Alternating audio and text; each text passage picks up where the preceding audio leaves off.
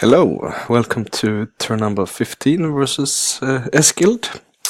We met this turn, or actually I think he met me, because I got the notification last turn that I have met Rouhani, Delatsus, Prophets. So I guess Rouhani, the last prophet. He's playing Goblin Warlord. It's an interesting choice because in this tournament match everyone need to play their each class one time before you can play the class a second time. So we are at round number 7 now, so there is only 7 classes, so I'm on my last class. Eskild have only played 5 matches, I think, so he have still 2 more to choose from, because he won all his matches while I lost one. My third match versus Hellbrick, I lost that one. I played Tigran Warlord versus Draconian Necromancer, I think. And I lost that match. That was a tough match. Could have won that, I think, if I had been a bit more lucky in the first battle. We had a big battle, but he came with regrowth units, so it was tough. And so Eskild knew that I had to play Necromancer in this battle, and then he took Goblin Warlord. I think maybe it's not the best, but he's a very good player, so maybe he will have a good chance to win anyway. So you have Adept of Fire, Explorer, and Shadowborn Adept. So Explorer is quite good for monster hunters, because there you can there's an Empire upgrade that gives all the irregular units 8 extra movement, so you can have 40 movement point regulars. And then you have Shadowborn Adept, so you can get life stealing units, and 5% discount, gold discount on pikemen and infantry. And then you have, of course, fire, so you can cast fireball on me. I guess that will be quite hard to withstand that. We can look here that he have founded a city, and he have gained a city through migration, and he made independent city a vassal. So basically exactly what I have done. I've made independent city a vassal, and I made peace.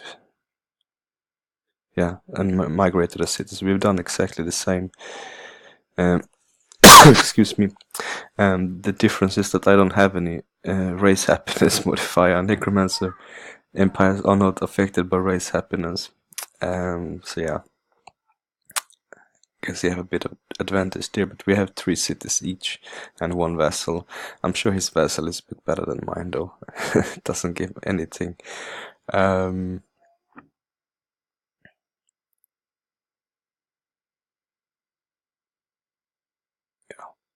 Yeah, there's not much here to say, really. So let's go back to him. And so he have not met the outpost of Dunadel, and he have not met the dwelling of Serplin. And I think, if we look at him again here, so I think that he have founded a city, and he gained a city through migration. So this was this orc city that he took. Yeah, and then he made his independent city a vassal, his closest independent city. Okay, so you haven't made like a dragon or giant dwelling in the underground, because usually there is one dwelling on the surface and one dwelling in the underground, and they tend to be towards the center of the map. So I think that he's probably gonna try to make his underground vassal, like the dwelling his vassal. So to go back to the map, so I didn't do any battles this turn. Like I was just moving my 3 units so that I can get the haste berries next turn, and then I moved my builder up to to them as well, because he can also reach. He had the same movement points as the reanimate, so I might as well keep him with them. There is no reason to move him down here. So yeah, pick up the haste burst next turn, and then do this this battle here at the shrine of the Wizard King. So of course Eskild is somewhere around here. I don't know where because I couldn't see him. So he might take that haste burst, and that will really destroy my plan. 1, 2, 3, 4, 5, 6, 7. Oh well, okay, I could. Nice more. 1, 2, 3, 4, 5, 6, 7. So my builder can probably build a road for them so they can move, but I don't think I can reach it anyway. So with my lost soul, I went down in the underground, and just to see if I could see anything. But we also have the Dark Sun event, so the visual range of all units is 2 hexes smaller. So that started this turn, so that's probably why I couldn't see Eskild and he could see me, because when he did his turn, that event wasn't there. And then I finished the research for Animate Ruins, and then I got Whispers of the Fallen. So I'm starting to research that now, and in my throne I just seeking knowledge one more turn so that I can get Whispers of the Fallen, and then I'm not casting anything this turn, so that I can cast Whispers of the Fallen, start to cast Whispers of the Fallen next turn. So I'm not building anything in this city, and I'm not doing anything here as well. And here I cast a Lost Soul. So I'm thinking maybe I should. Sorry. I'm thinking maybe I should. Yeah, well, I will keep him here because I'm building something. No, I'm not sure. Him versus a scout or something. I'm not sure if he will win, especially if Eskild cast one spell. It will be devastating. I have only Rot, which will not be very useful. I think what I will do after I cast Whispers of the Fallen, I will start to research Vengeful Frost.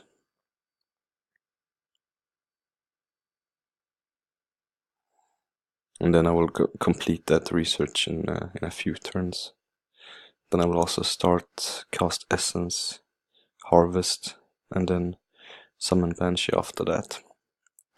I think also Undead Plague might be really interesting, because I could cast that on Eskild cities if I can find him underground.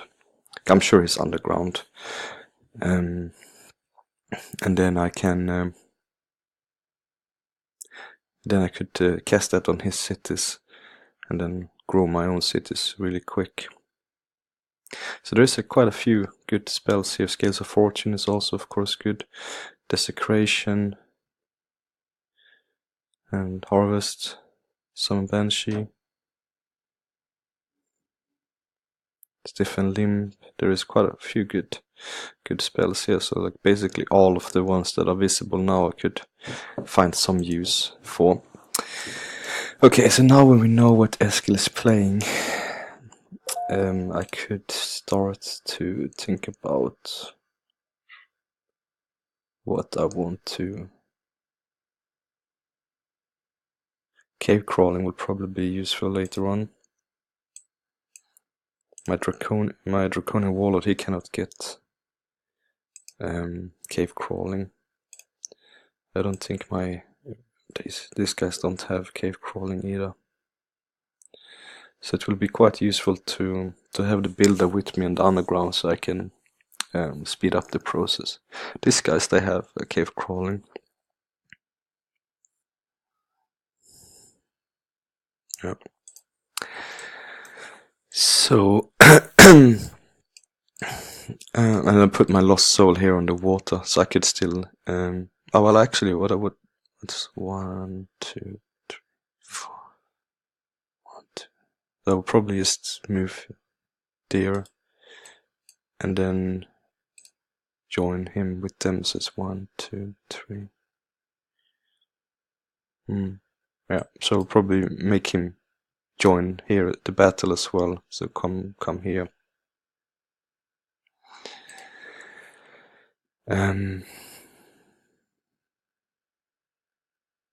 So I will have 11, no, well, 10. I will not bring the builder in there. There's no need for that. I might take 1 or 2 hits from the Marcher or the Apprentice.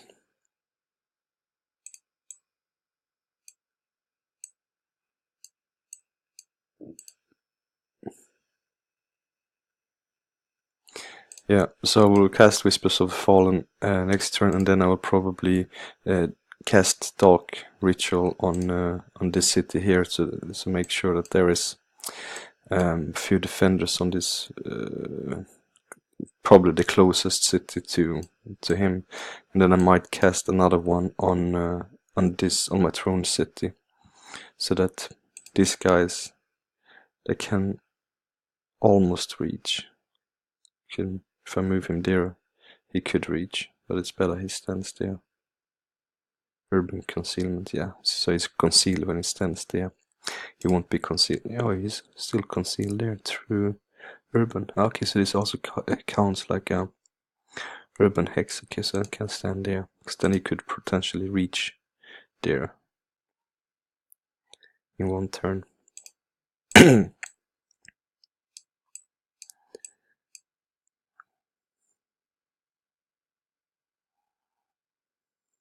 Okay, thank you for watching, and see you next time. Bye.